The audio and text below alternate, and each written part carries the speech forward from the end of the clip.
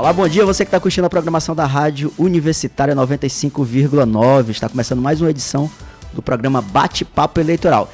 E para você que vai acompanhar depois, né, na TV Universitária, que afinal de contas esse programa será exibido também na TV Universitária e no YouTube do TRE e da Universidade. Para você, bom dia, boa tarde ou boa noite, né, dependendo do horário que você for assistir a esse programa. O Bate-Papo Eleitoral é uma parceria da Universidade Federal de Roraima com a Justiça Eleitoral Roraimense, sempre trazendo informações de interesse público para a população sobre as eleições de 2022 que se aproximam, né? As eleições aí já faltando pouco mais de 2 meses para as eleições. E hoje a gente vai falar sobre um tema bem polêmico, bem interessante, que a gente vai tentar desmistificar alguns assuntos aí que a população tem pouco conhecimento e acaba acreditando, né, em várias informações que passam pelo WhatsApp ou por outros meios. Então a gente vai tentar desmistificar hoje essa série de desinformações. A apresentação é minha, Raimundo Siqueira, eu sou assessor de comunicação do TRE Roraima e também do meu amigo Taigo Araújo, ele que é acadêmico da Universidade Federal e nosso estagiário lá no TRE. Bom dia, Taigo. Bom dia, Raimundinho, bom dia, Paulinho, nosso diretor, nosso operador de áudio, nosso faz tudo aqui no programa. Muito obrigado por mais essa edição e já passo a bola aqui para o nosso convidado dessa semana, o Fábio, conhecido como Fabão, né?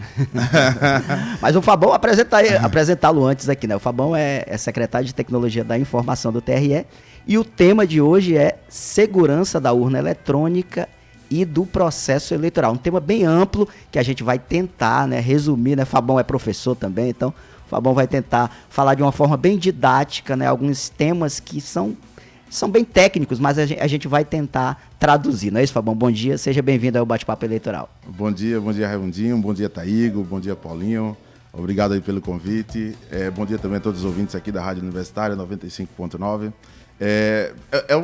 Como é que eu posso dizer, um desafio, né? Tentar ser didático ou tentar falar numa linguagem um pouco menos técnica, né, de segurança da informação. Mas a gente vai tentar aqui ser o mais transparente possível e tentar usar algum tipo de analogia aqui para ajudar aí o ouvinte. Ser tão transparente quanto a urna, né? Pois é, justamente.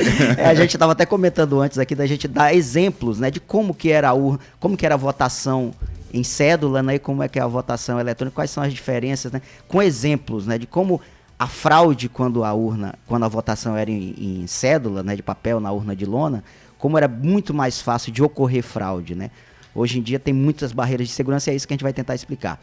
Para começar, meu nobre Fabão, muitas pessoas falam, né, sem conhecimento, que a urna eletrônica não é auditável. Isso é o que a gente mais ouve aí nas redes sociais, em um grupo de WhatsApp. Ah, não, a urna não é auditável, porque eles pensam que só se fosse o voto impresso que ela seria auditável.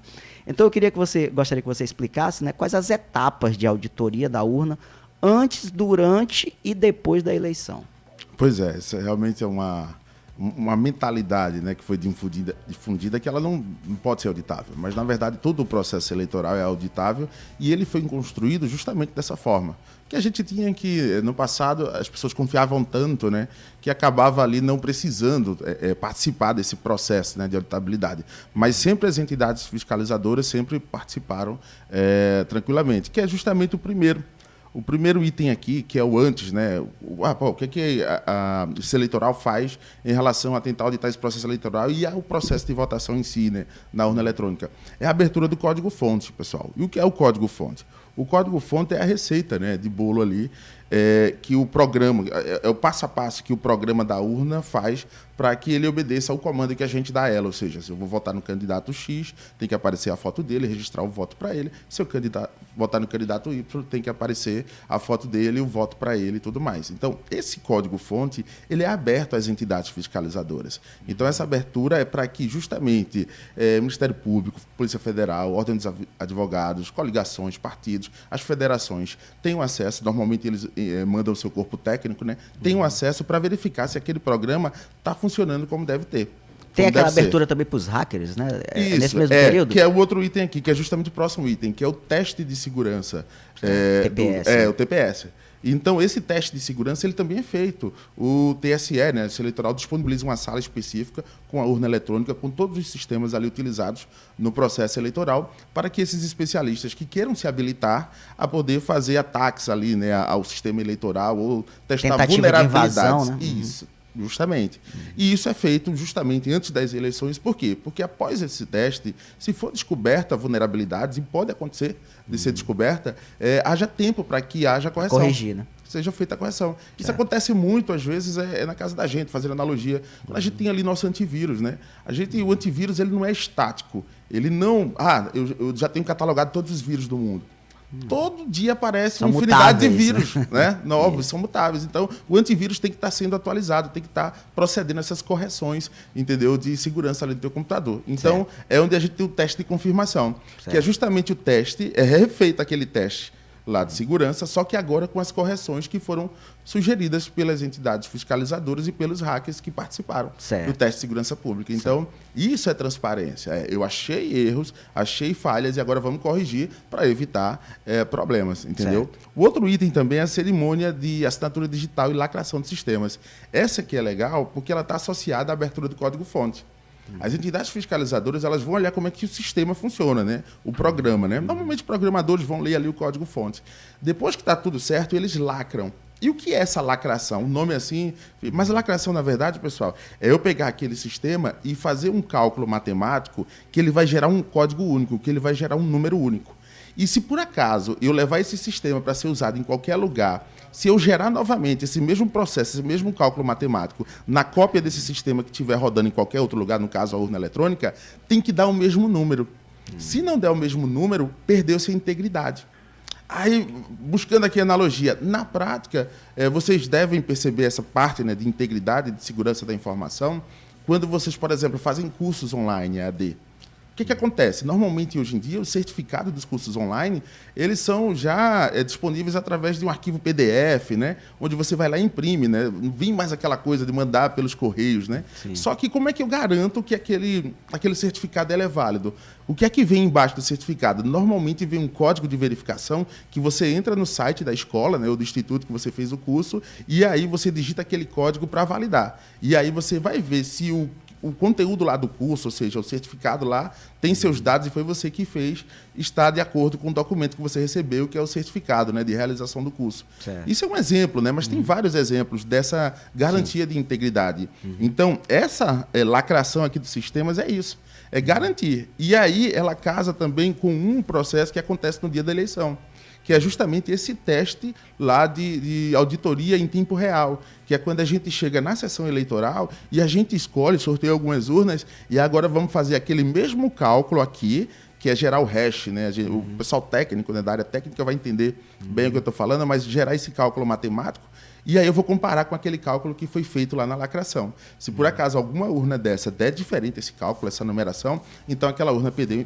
integridade, então ela tem que ser recolhida e justamente chamar a Polícia Federal, as entidades fiscalizadoras, para poder investigar o que aconteceu. O que nunca ocorreu, né? Pois é, o que aconteceu. Então, a gente também tem a cerimônia de geração de mídias e de preparação das urnas. A geração de mídias é o seguinte, muita gente acha que pode pegar qualquer urna, vou comprar uma urna no fabricante e vou já deixar ela toda bonitinha, né? Bonitinha que a gente fala assim no linguajar, grávida, emprenhada, né? Como acontecia na votação de lona, né? Entendeu? Já antecipando que talvez aí vocês possam tratar disso aí, mas assim, o que é que acontece? Essa geração de mídias, não. Eu especifico em uma cerimônia que é convocada todas as entidades aqui no TRE, Partido Político Federação, para gerar as mídias que serão utilizadas nas cargas das urnas, né? Ou seja, a urna ela só consegue receber dados dos eleitores e dos candidatos daquelas mídias específicas. É como se houvesse assim, um CPF para a mídia que casa com a urna. Então, se eu colocar alguma outra mídia, algum outro pendrive, alguma outra coisa, a urna nem inicializar vai. A urna ela já detecta que é um hardware não autorizado ou não identificado. Então, isso aqui é pré. Durante, a gente tem essa auditoria que eu já antecipei, né, que é a auditoria de funcionamento em tempo real. A gente tem o teste que é esse teste de autenticidade dos sistemas eleitorais para garantir. A gente tem a emissão da Zeresma, que todo mundo já conhece. Ou seja, a urna imprime que nenhum candidato ali naquela urna, naquela sessão, tem voto ainda ali registrado. A gente tem o registro digital do voto e o boletim de urna, que é o seguinte, a urna ela é autocontida, ela vai gerar ali todo o relatório da votação, aquilo ali é impresso e colocado na porta da sessão. E aí o registro digital desse voto é que vai ser levado para o TSE para ser totalizado. Então, depois você tem como comparar o que foi totalizado com o TSE com aquilo que foi impresso. Eu já até falei em algumas situações aqui, que em município pequeno, que tem poucos locais de votação, poucas sessões, como esse ano vai ter essa novidade da zerésima também ser colocada na frente das sessões, né? E o boletim, logo que acaba a eleição, é colocado na frente da sessão. Então, os fiscais de cada partido vão lá, tem um QR Code, né? Eles leem quantos votos tem em cada sessão e sabem do resultado antes da gente divulgar. Antes da ser eleitoral. No interior, aí os cabras em meia hora já sabem quem foi eleito. Aí já pensou se o TRE divulgasse um resultado diferente do que eles pegaram lá. E a urna não é ligada à internet, né? Então não tem como invadir aquele resultado lá. Pois então é. é mais uma... Mais uma camada de segurança que é do dia da eleição.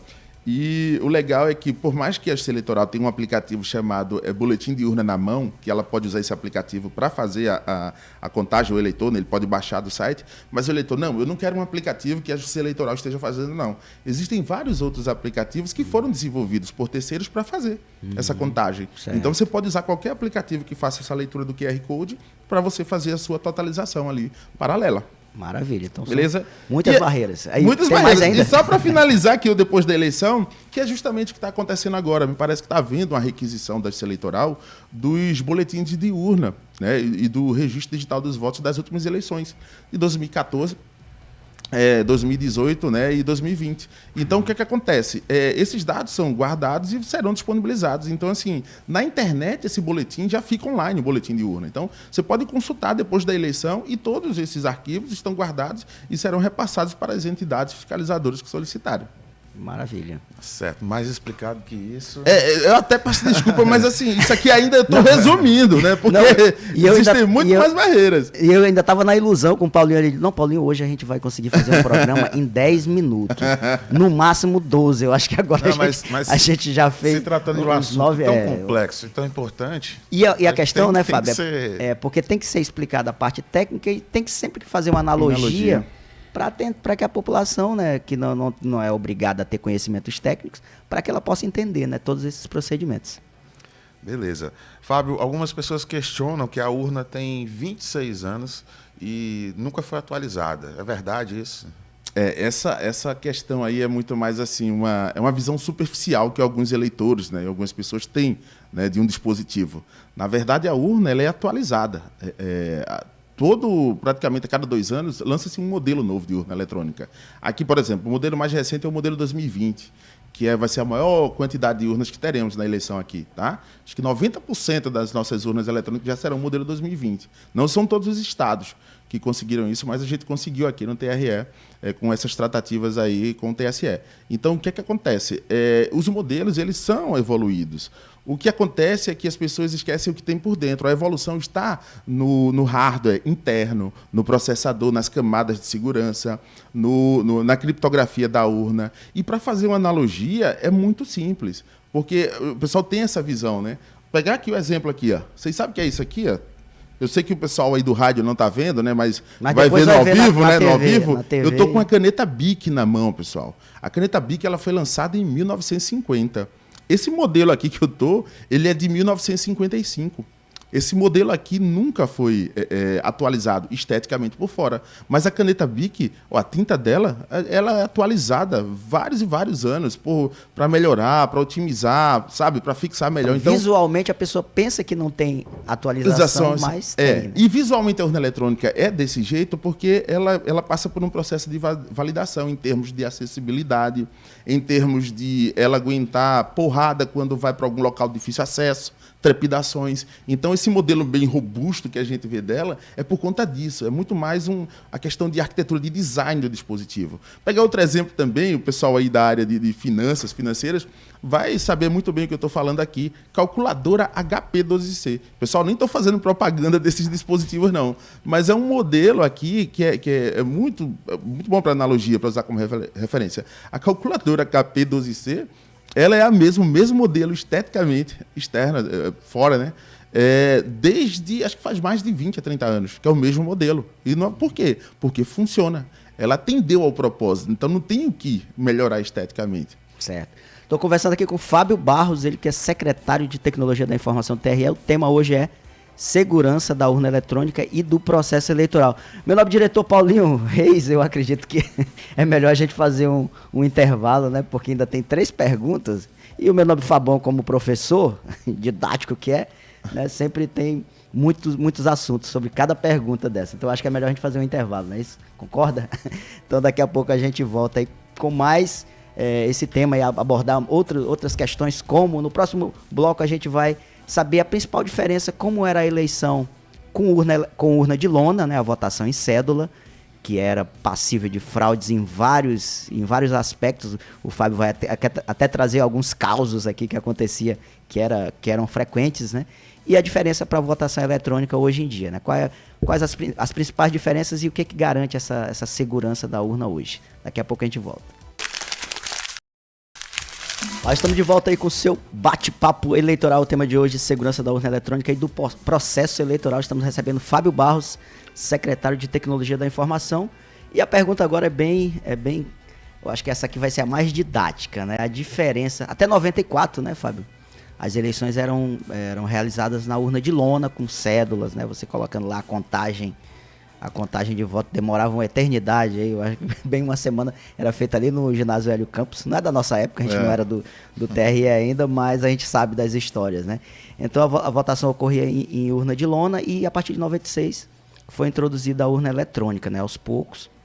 E hoje a gente já está com biometria, né? Que já foi um outro procedimento que foi incorporado à urna. Então eu queria que você falasse assim, as principais mudanças as principais vantagens dessa mudança da urna da votação em cédulas para votação eletrônica, e que você pode citar até algum caso aí que ocorria com frequência na votação, uma fraude, né? Uma fraude frequente que ocorria na votação de lona e que hoje é impossível ocorrer com a votação eletrônica. Pois é, a evolução tecnológica ela é nítida, né, na realidade da gente. Então, assim, a gente, desde aquela época, a gente está falando aqui em processo eleitoral, mas assim, a gente tem uma evolução em relação a várias áreas. Então, a gente acabou aceitando a tecnologia em várias áreas. Por quê? Porque a gente sabe que tem camadas de segurança que podem ser aplicadas. A gente pega hoje, para pegar um exemplo aqui, o home banking, né? A gente hoje faz operações a qualquer hora do dia, sabe, transferindo valores através do celular, e a gente tem toda uma confiança, né? Nessa cadeia, vamos dizer assim, que essas instituições financeiras disponibilizam para a gente, né? Então, assim, quando a gente fala do processo eleitoral, é a mesma coisa. A gente passou por toda uma validação de um sistema eletrônico. Então, de certa forma, isso é uma melhoria, uma evolução de antemão ali, né? Indo contra, né, aquele processo antigo, que era o processo de votação manual. E a parte pior, que é a que você já citou, era a questão da totalização. Então, era na totalização e também no dia da eleição que aconteceu alguns tipos de fraudes clássicas, né? Eu posso citar o exemplo aqui do voto formiguinha. Esse é clássico, né? O voto formiguinha, o eleitor, como tinha votação manual, ele entrava na sessão eleitoral dele, ele era habilitado ali, né, pelo mesário ali para poder votar, recebia a cédula ali do mesário, só que o que ele fazia? Ele guardava essa cédula em branco e colocava qualquer outro papel na urna eletrônica e saía com essa cédula em branco. E com essa cédula ele entregava o líder ali da fraude, o fraudador ali, e aquele fraudador ele já preenchia a votação com quem ele estava ali macomunado, né? E já entregava ao próximo eleitor, que esse nem poderia votar, né? Porque aí ele já teria que depositar a cédula com um voto já lá, e pegava a cédula em branco e já passava para o outro. Por isso que o nome aí de voto formiguinha, né? Você fazia. Então isso era uma fraude comum. A outra fraude também era, às vezes, no transporte da urna de lona, você acabava ali, como é que eu posso dizer, tendo a urna extraviada momentaneamente ali, e eram preenchidos vários votos ali adicionados, ou trocada até as urnas, entendeu? Acabava sendo trocada, porque, ou seja, eu não tenho a tecnologia para certificar que uma urna tinha autorização, né, da Justiça Eleitoral para poder contar ou guardar votos, né? A gente tinha aqueles lacres, mas fazer um modelo de urna físico era muito mais simples, né? E eu vi também que na totalização, lá na contagem dos votos, que tinha o nome do candidato e o número, né? Aí às vezes o cara colocava só o nome do candidato. Aí quando o cara que estava contando aqui não era o que ele queria, né? Ele botava um número divergindo para justamente anular aquele voto, né? Então já era uma outra forma de... voto a menos ali pro... Isso, exatamente. Então já era uma outra... No mapa de votação, que era justamente ali o quadro onde teriam que ser feitos os cálculos, né? Ali na junta apuradora, tinha também essa fraude cantada, né? Porque o escrutinador ele tinha que cantar o voto, né? Dizer, né? O voto é para o candidato Y. E aí ele cantava para o candidato X, na hora que ia para o mapa, entendeu? Isso. E aí já fechava aqui e guardava aqui, naquele auê, naquela agonia, naquela zoada, ninguém prestava atenção nisso. Mas o que estava valendo era o voto que já tinha ido ali para o mapa ali de votação, que é onde se fazia ali, né, o cálculo. Só para ilustrar bem também, Fábio, porque todo mundo pensa, Estados Unidos é a maior potência mundial, né? Então a gente não valoriza o que é nosso justamente porque se sente inferiorizado, né? Eu queria que a gente estava até comentando ontem sobre um filme que tem, né, que fala daquela eleição, Paulinho, uma eleição que teve do Bush e do Al Gore. Do Al Gore, né? Em 94, eu não lembro exatamente o ano, né? Mas fizeram um filme, o Fábio estava me falando, eu nem sabia, sobre esse evento, que eles tiveram que fazer a recontagem, acho que umas 3, 4 vezes. O nome do filme justamente é recontagem. Comente aí, Fábio. Pois é, e esse filme ele mostra bem como é que é a dificuldade, né, da votação em cédula, em papel, né? Um candidato que perdeu, ele não. E foi só num estado, né? Foi um estado que foi o motivador ali. E aí ele solicitou a recontagem naquele estado. E aí, na recontagem, ele saiu como ganhador. Aí o outro também achou estranho e pediu a recontagem. E na recontagem, novamente, o outro que saiu ganhador. Então, a cada recontagem... alterava o resultado. Alterava, entendeu? Até que um dos candidatos aceitou como é que eu posso dizer, a vitória, né, do adversário político aí. Então, ou seja, a possibilidade de fraude na votação de cédula é infinitamente... E a gente fala sempre em fraude, mas a gente tem que falar também que nós somos humanos. Então, é um processo extremamente manual. Às vezes, o erro acontece não é nem pela fraude, é pela imperícia. Não é nem pela intenção. Intenção. Às vezes, a pessoa nem tem intenção, mas... Pegar um exemplo. Vamos pegar um exemplo. Muita gente fala da votação impressa, né? Vai cair ali a cédula, vou ver meu voto, ela vai cair numa urna ali, né? Para depois, se eu precisar fazer auditoria, contar. Já pensou se na hora de pegar esses como é que eu posso dizer? Não é nem cédulas, né? Mas esses comprovantes do voto impresso, para fazer uma contagem, numa imperícia, dá um vento, voa, some em algum lugar 2 votos, no final tu faz a contagem, aí não bateu, tá faltando 5 votos. Teve fraude, anula tudo, teve fraude, por conta de uma imperícia. Entendeu? Pegando um exemplo aqui, né? Então, assim, essa questão do processo manual é muito complicado em qualquer coisa que requeira esse tipo de cuidado, né? E a votação eletrônica não existe essa possibilidade, né? Pois é. Por ser a urna eletrônica, as pessoas acreditam que ela pode ser invadida, na urna de lona, imperícia ou fraude, mas na urna eletrônica as pessoas acreditam que ela pode estar ligada à internet, a isso, aquilo. Um hacker pode entrar lá e colocar votos para um candidato ou tirar para outros. Mas isso também, como você já falou aqui, não é impossível, né? Pois é, as pessoas não entendem que quando a gente fala que a urna não é ligada à internet e não pode ser invadida, a gente está falando do dispositivo que coleta o voto. Então, a votação ali é feita naquele dispositivo e o voto é coletado e o resultado sai ali, sem qualquer ligação com a internet. Entendeu? Então é isso que o pessoal tem que entender. Eu não posso... como é que eu vou invadir a urna para mudar o cálculo dela ali, né?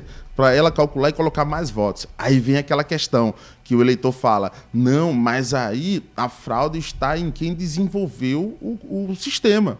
Que a gente já falou lá em cima, que o código-fonte é aberto e validado pelas entidades fiscalizadoras e lacrado.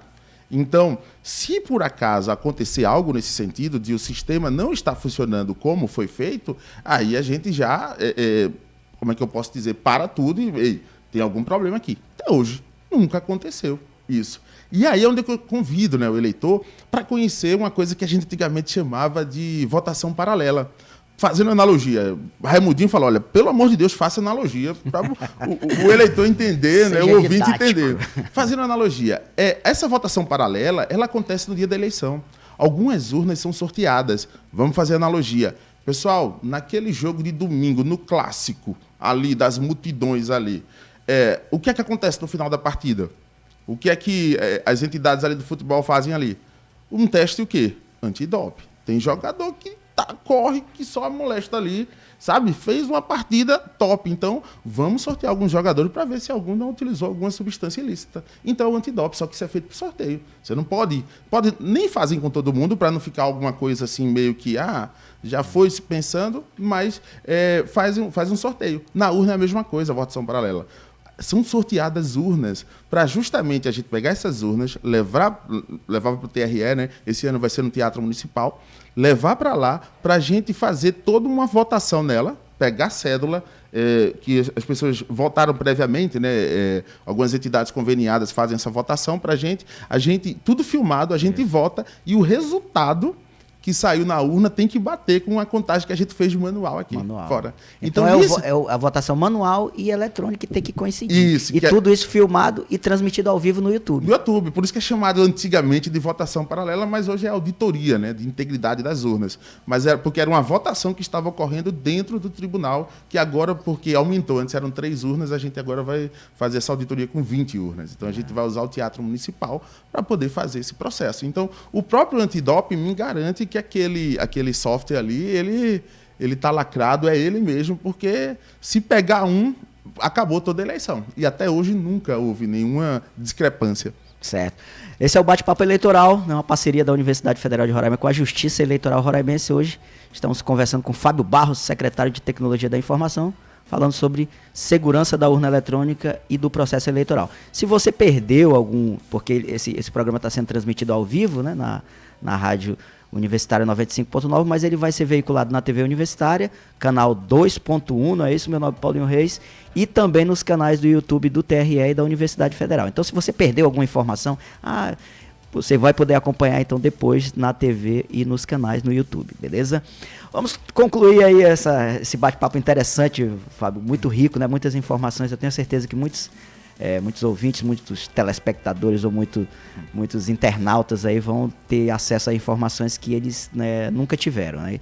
E eu espero a gente poder contribuir de alguma forma. Para concluir aí, eu queria que você resumisse, se possível,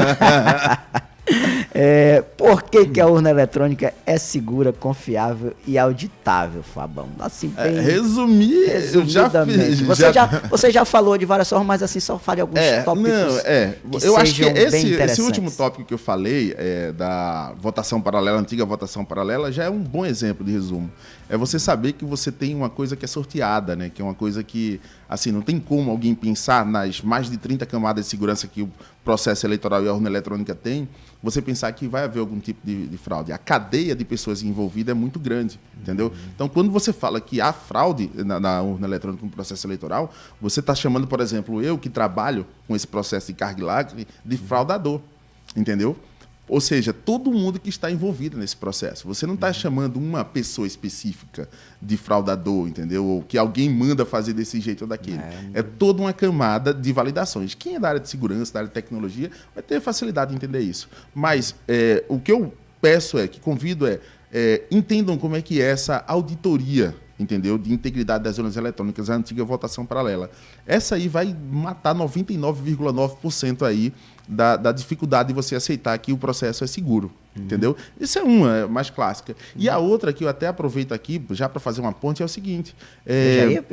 Já ia perguntar, né? Na verdade, eu achei que talvez você tivesse esquecido, mas fazer uma ponte é o seguinte, todo esse processo, ele não é feito exclusivamente por servidores do TRE ou da Justiça Eleitoral, de restrito, não.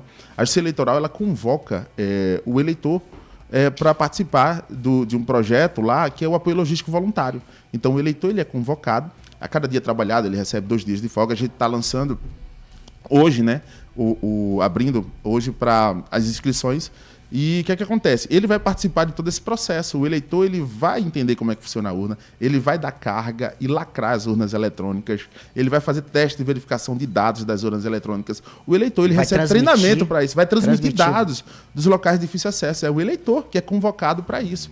Entendeu? Então, é o ALV. Então, isso é muito importante. Assim como tem o mesário, né, que tem essa importância no processo eleitoral, o ALV também ele tem essa outra importância nessas atividades assim de como é que eu posso dizer, dos bastidores, mas que aí está atuando para que o processo seja transparente e seguro. Que não são servidores da Justiça Eleitoral, mas estão a serviço da Justiça Eleitoral. Colaborando. Então, era essa mensagem final que eu queria deixar aí. Massa. E depois a gente vai estar no site, né? Quem tiver interesse aí em CALV, vai estar disponível lá no site o formulário, né? A gente vai divulgar hoje ainda. O Fábio já deu em primeira mão. Bate-papo eleitoral, que na verdade praticamente uma aula aqui. Fabão, professor, sempre professor, né? Lembrando que você que está nos acompanhando nesse momento, você que está assistindo a gente na sua televisão, pelo YouTube, você pode seguir as nossas redes sociais do TRE Roraima, Instagram, Facebook, Twitter, YouTube, também o nosso site, nossas redes sociais todas verificadas. Lá você vai achar mais informações sobre esse bate-papo eleitoral e também outras produções, matérias, tem uns rios que a gente está produzindo agora. Lá você pode acompanhar a gente e você vai ter acesso a todas as informações. Agora a gente também aderiu aí, né? Porque o Rios é uma plataforma que alcança, né? Tem um maior alcance. O Fabão também é das redes sociais. Então a gente também aderiu isso aí, vídeos curtos de 20 segundos, 30 segundos, né? Sempre tem um alcance bem interessante. Agradecer aqui meu nobre Paulinho Reis, né? Eu cumpri, né, Paulinho? O que eu disse em 10 minutos do programa, em 10 minutos realmente eu cumpri. Meu amigo diretor-geral Paulinho Reis. Também agradecer ao reitor da Universidade Federal de Roraima, doutor Geraldo Ticianelli, ao presidente do TRE, desembargador Leonardo Cupelo, ao cinegrafista. Hoje está só o meu amigo Daniel Oliveira, né? Ele, como cinegrafista, aí o Felipe não está hoje, mas ele sempre acompanha o Felipe Reis. Daqui a pouco volta o Neto, né, Paulinho? Daqui a pouco o Neto Araújo volta aí com o programa Conexão 95.9. Esse foi o bate-papo eleitoral de hoje, né? Eu espero ter contribuído, né, com algumas informações interessantes, ter esclarecido algumas dúvidas dos eleitores, né? Agradecer ao Fabão aí pela contribuição. Fabão, muito obrigado mesmo pela participação. Eu que agradeço o convite e estou à disposição. Beleza, então aguardo vocês, então, o bate-papo eleitoral é quinzenal, então daqui a 15 dias a gente volta com outro tema de interesse público, né, para tentar esclarecer mais a população sobre temas relacionados às eleições de 2022. Muito obrigado pela companhia e acompanhe aí na TV Universitária Canal 2.1, que será veiculado, no YouTube do TRE Roraima ou da Universidade Federal de Roraima. Até a próxima.